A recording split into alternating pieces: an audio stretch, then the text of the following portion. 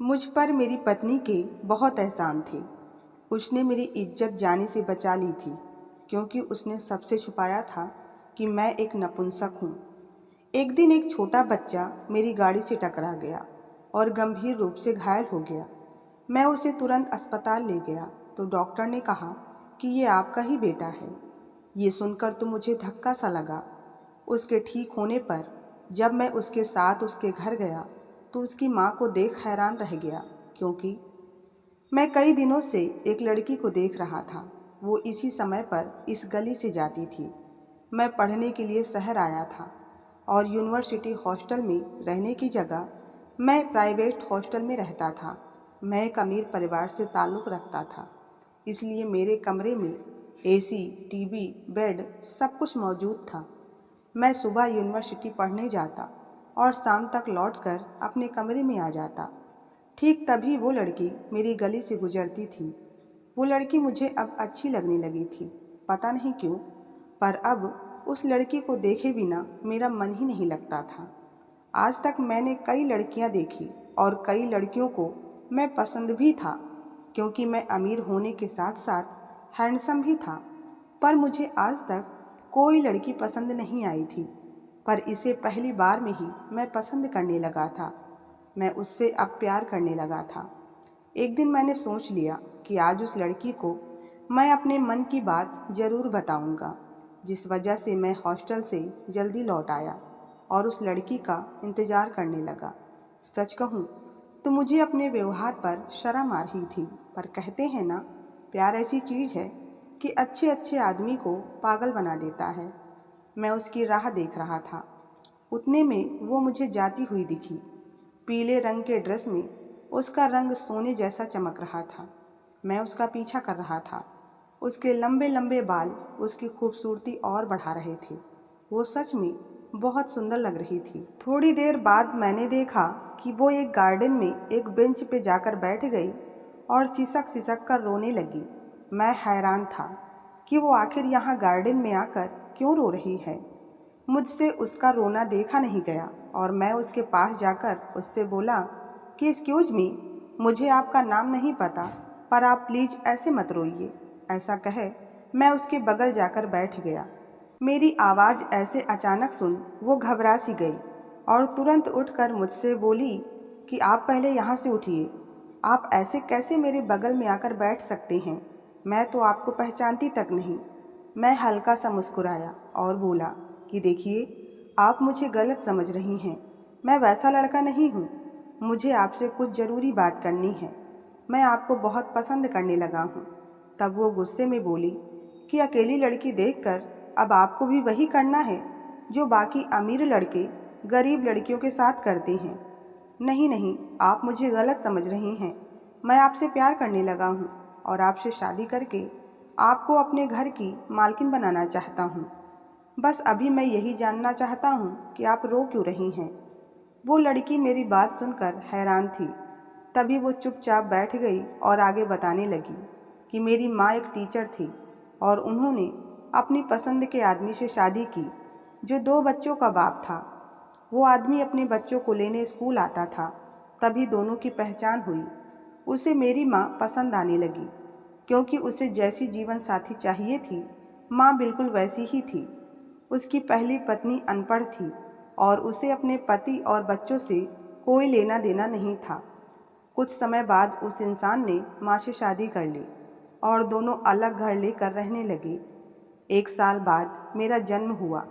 माँ पापा दोनों बहुत खुश थे, पर शायद भगवान से उनकी खुशी बर्दाश्त नहीं हुई और उनका एक रोड एक्सीडेंट में निधन हो गया। घर के नौकर ने मुझे मेरी सौतेली माँ के पास छोड़ दिया। दोनों भाई मुझसे थोड़ा बहुत अपनापन जताते थे, पर वो मेरी सौतेली माँ मेरे साथ बहुत ही गलत व्यवहार करती थी। मेरी उम्र तब सिर्फ 4 साल की थी। कम उम्र में वो मुझसे घर के सारे काम करवाती थी। मुझे पढ़ने लिखने भी नहीं दिया। घर में ही दोनों भाई जो कुछ थोड़ा बहुत पढ़ा देते, बस उतना ही। कुछ समय बीता और दोनों भाइयों की शादी हो गई और वे दोनों अपनी पत्नियों के साथ शहर में रहने लगे। अब घर में बस मैं और माँ बचे थे। मेरी सौतेली माँ का कोई दूर का भतीजा रोजाना आता है जो मुझे अजीब नज़रों से देखता है। मेरी इज्जत अब दांव पर लगी हुई है और इसी वजह से मैं अपने आप को बचाने के लिए उसके आने से पहले ही सिर पर ओढ़नी ढककर घर से निकल आती हूँ। और वो फिर से रोने लगी। उसका रोना देख मुझे भी बुरा लगने लगा। मैंने उसे बड़ी मुश्किल से समझाया कि तुम्हें जितना सहन करना था तुमने कर लिया है। मैं तुम्हें इस नर्क से बाहर निकालूंगा, बस मुझ पर विश्वास रखो। मैं जल्द से जल्द अपने घर वालों से बात करके तुम्हारा हाथ मांगने तुम्हारे घर आऊँगा, ये मेरा वादा है। उसने अपना नाम शिवानी बताया। इतना कहने के बाद भी वो चुप रही। अरे लेकिन मैं तुमसे तो ये पूछना ही भूल गया कि क्या तुम्हें कोई और पसंद है? अगर ऐसा कुछ है तो तुम मुझे बता सकती हो। नहीं, मैं किसी लड़के को पसंद नहीं करती। मेरी तो बस यही इच्छा है कि मेरी डोली इज्जत के साथ मेरी माँ के घर से ससुराल जाए। मैंने उसे विश्वास दिलाया कि मेरे होते हुए उसके साथ कुछ भी गलत नहीं होगा और मैं जल्दी ही अपने घर वालों से हमारी शादी के बारे में बात करूँगा। अगले ही दिन मैं गांव के लिए निकल गया। मैं बहुत खुश था कि जिससे मैं प्यार करता था उसी के साथ मैं अपना जीवन बिताने वाला हूँ। मेरी माँ मुझसे बहुत प्यार करती थी। मुझे विश्वास था कि वे मेरे प्यार को ज़रूर अपनाएंगी। मैं घर पहुँचा। मुझे अचानक देखकर माँ थोड़ी हैरान भी हुई।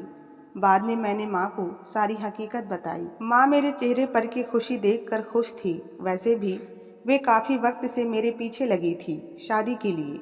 माँ राजी तो हो गई इस रिश्ते के लिए, लेकिन आगे वो कहने लगी कि बेटा, बाकी सब तो ठीक है, पर ऐसे कैसे किसी भी लड़की को इस घर की बहू बना लूँ? हमें उसका घर, खानदान सब कुछ देखना पड़ेगा। वो अपनी बिरादरी की है या नहीं, ये भी तो देखना पड़ेगा ना। माँ मुझे और कुछ नहीं पता। मैं शादी करूँगा तो सिर्फ शिवानी से, वरना किसी से नहीं। कल के कल आपको उसके घर जाना है, उसका हाथ मांगने। माँ हंसने लगी और बोली कि अच्छा बाबा, तुम जैसा कहोगे वैसा ही होगा। मैं करोड़ों की संपत्ति का इकलौता वारिस था। मुझे विश्वास था कि शिवानी की माँ तो आसानी से राजी हो जाएगी, क्योंकि उसे किसी भी तरीके से शिवानी से छुटकारा चाहिए। मेरे पापा बीमार रहते थे और बिस्तर पर पड़े रहते थे। उनकी देखभाल के लिए एक नर्स रखी थी और माँ भी उनका बहुत ख्याल रखती थी। पापा की ऐसी हालत देखकर घर के सारे निर्णय माँ ही लेती थी। मैं और माँ शिवानी का हाथ मांगने उसके घर पहुँचे। हमारा स्टेटस देखकर उसकी माँ ने तुरंत हाँ तो कह दी, पर आगे कहने लगी कि हमारे पास देने के लिए कुछ भी नहीं है। हम अपना ही गुजारा बड़ी मुश्किल से करते हैं। हमने उनसे कहा कि आपकी लड़की के अलावा हमें और कुछ नहीं चाहिए, बस हमें इसी महीने में शादी करनी है। शिवानी की माँ इस शादी के लिए राजी हो गई और इस तरीके से मेरी और शिवानी की शादी हो गई। मैं बहुत खुश था कि मुझे मेरा प्यार मिल गया है। मेरे तो मानो पैर ही जमीन पर नहीं रुक रहे थे। शिवानी भी इस शादी से बहुत खुश थी। उसने भी अपने जीवन में बहुत कुछ सहन किया था। शादी की रात मुझे पता चला कि शिवानी को डायरी लिखने की आदत है। उसने उस डायरी में सब कुछ लिखा था कि कैसे हम मिले, कैसे हमारी शादी हुई। उसने ये भी लिखा था कि कैसे उसकी माँ उस पर अत्याचार करती थी। शिवानी ने आज तक बहुत दुख देखे थे, इसलिए मैंने खुद से वादा किया कि उसने जितना दुख झेला है उससे कहीं ज़्यादा सुख उसे दूंगा। मेरे पापा भी इस शादी से बहुत खुश थे। मुझे अपनी पढ़ाई पूरी करनी थी, इसलिए मैं शादी के 15 दिन बाद शहर वापस लौटा। पर मैंने शिवानी से वादा किया कि जल्दी ही शहर में हमारे रहने की व्यवस्था कर लूँगा और तुम्हें जल्दी शहर अपने पास बुला लूँगा। मैं भी तुम्हारे बिना ज़्यादा दिन अकेले नहीं रह सकता। मेरे घर से निकलते समय उसकी आंखों में आंसू आ गए और उसका गला भर आया था। 15-20 दिन बाद मुझे जैसा घर चाहिए था मैंने ढूंढ लिया। शिवानी जैसी सुंदर और संस्कारी पत्नी मिलने से मैं बहुत खुश था। कुछ दिनों बाद मैं शिवानी को लेने गांव पहुंचा, लेकिन वहां का दृश्य देखकर मेरे पैरों तले ज़मीन खिसक गई। माँ रोए जा रही थी और घर का माहौल भी बहुत अजीब लग रहा था। जब मैंने माँ से उनके रोने की वजह पूछी तो माँ कहने लगी कि बेटा, हम तो लुट गए, बर्बाद हो गए। तुम्हारी पत्नी ने हमें 4 लोगों में मुंह दिखाने लायक तक नहीं छोड़ा। माँ, तुम ये क्या कहे जा रही हो? मैं पागलों की तरह शिवानी को घर में इधर उधर ढूंढने लगा। पर वो मुझे कहीं दिखाई नहीं दी। अपने कमरे में जाकर देखा तो सारा सामान बिखरा पड़ा था। कपड़े, जेवर, सब कुछ गायब था। कुछ समझ नहीं आ रहा था कि क्या चल रहा है। दिमाग ने तो जैसे चलना ही बंद कर दिया हो। मैंने ज़िंदगी में कभी किसी का बुरा नहीं चाहा, फिर मेरे साथ ही ऐसा क्यों हुआ। मैं दिन भर अपने कमरे में बैठा रहता। कई बार मन में अपने आप को ख़त्म करने का भी विचार आया। शिवानी मेरे प्यार और विश्वास को तोड़कर अपने प्रेमी के साथ भाग गई थी। उसे सिर्फ मुझसे पैसे चाहिए थे, इसलिए उसने मेरा इस्तेमाल किया। जब मैं शहर लौट गया तो वो घर के पैसे और जेवर लेकर अपने प्रेमी के साथ भाग गई। ये सब मुझे मेरी माँ ने बताया। माँ ये भी कह रही थी कि ऐसी लड़कियाँ ऐसी ही होती हैं, गरीब होकर अमीर लड़कों को फंसाती हैं। ये सब सुनकर मेरा दिमाग फटा जा रहा था। दिन बीते और एक दिन मेरे मन में ख्याल आया कि ऐसी चरित्रहीन लड़की के लिए अपनी ज़िंदगी बर्बाद करने से अच्छा है कि जिन्होंने मुझे जन्म दिया है, मेरा हर समय ख्याल रखा है, मैं उनके लिए जीऊँ। शिवानी को गए हुए 1 साल का समय बीत गया था। मैंने उसे हर जगह ढूंढा पर वो मुझे कहीं नहीं मिली।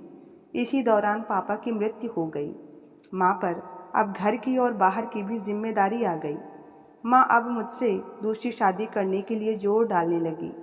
माँ अब थोड़ी थोड़ी बीमार भी रहने लगी और कहती कि मरने से पहले मैं पोते पोतियों का मुंह देखना चाहती हूँ। उन्होंने मुझसे दूसरी शादी का वचन लिया और मेरा मन ना होते हुए भी मुझे दूसरी शादी के लिए हाँ कहना पड़ा। माँ ने उनकी ही पहचान वाली सहेली की लड़की के साथ मेरी शादी तय कर दी। हमारी शादी हुई तो मैं एकदम बुत की तरह खड़ा हुआ था। नमिता एक अच्छी लड़की थी, वो मेरा बहुत अच्छे से ख्याल रखती थी। मुझे यही लगने लगा कि शिवानी के किए की सज़ा मैं नमिता को क्यों दूँ, और मैंने इस रिश्ते को दिल से स्वीकारा। कुछ महीनों बाद नमिता को उल्टियाँ होने लगी। माँ को लगा कि वो प्रेग्नेंट है, पर जब उसे डॉक्टर को दिखाया गया तो डॉक्टर ने बताया कि ऐसी कोई बात नहीं है, बस एसिडिटी है। माँ थोड़ी उदास हुई और कहने लगी कि कोई बात नहीं, तुम जरूर माँ बनोगी, भगवान पर विश्वास रखो। ऐसे ही हमारी शादी को 5 साल बीत गए, पर आज तक हम बच्चे की खुशी से वंचित थे। फिर एक दिन हम दोनों ने हमारे टेस्ट करवाए। रिपोर्ट लाने के लिए नमिता गई थी और फिर पता चला कि कमी नमिता में नहीं बल्कि मुझ में थी। और उसने मुझसे ये भी कहा कि उसे मेरी कमी से कोई फ़र्क नहीं पड़ता, वो पहले जैसे मेरे साथ रहती थी अब भी वैसे ही रहेगी। उसने माँ तक को ये बात नहीं बताई थी, पर मुझे अंदर ही अंदर ये कमी खाए जा रही थी। और माँ और नमिता का चेहरा देखकर मुझे बहुत बुरा लग रहा था कि मैं उनकी इच्छाएं पूरी नहीं कर सकता। कुछ दिनों बाद मैं कहीं जा रहा था कि एक छोटा लड़का मेरी गाड़ी से टकरा गया और उसे गंभीर चोटें आई। मैं उसे तुरंत अस्पताल ले गया।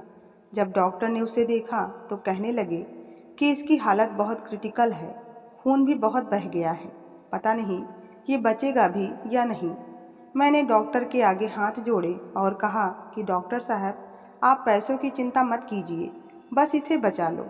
उतने में एक नर्स दौड़ती आई और बोली कि डॉक्टर, इस बच्चे का ब्लड ग्रुप बहुत ही रेयर है, जल्दी ही ब्लड की व्यवस्था करनी पड़ेगी। कौन सा ब्लड ग्रुप है?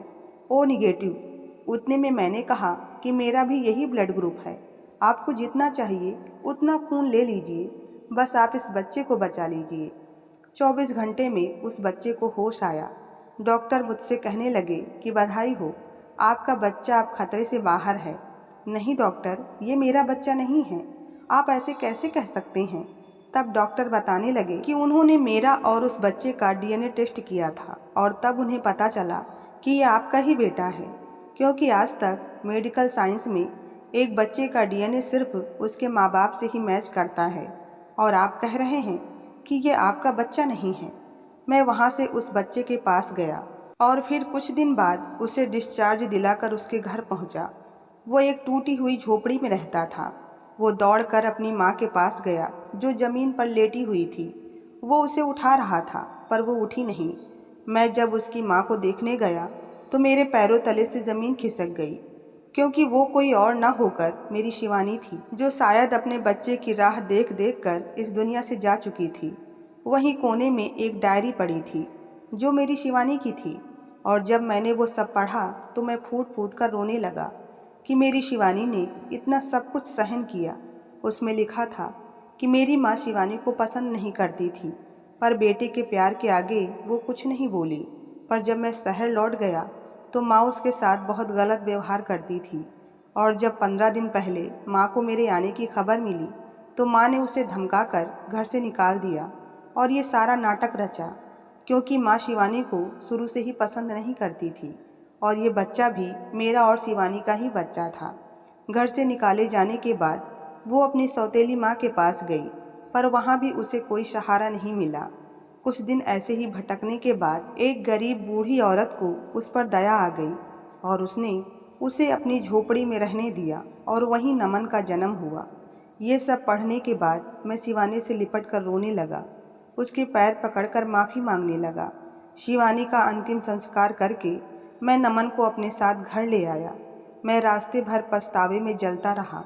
मैंने गुस्से में नमिता को सब कुछ बताया और उससे सच बताने के लिए कहा।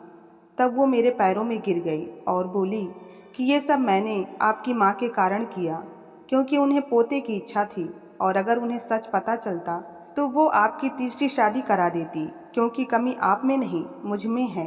मैं कभी भी माँ नहीं बन सकती। उतने में मेरी आवाज़ सुनकर माँ भी कमरे में आ गई और अपने किए की माफ़ी मांगने लगी। मुझे अब माँ और नमिता से नफरत होने लगी थी। मेरी शिवानी ने शादी से पहले भी इतना सब कुछ सहन किया और शादी के बाद भी माँ की नफरत की वजह से मरते दम तक सहन ही करती रही।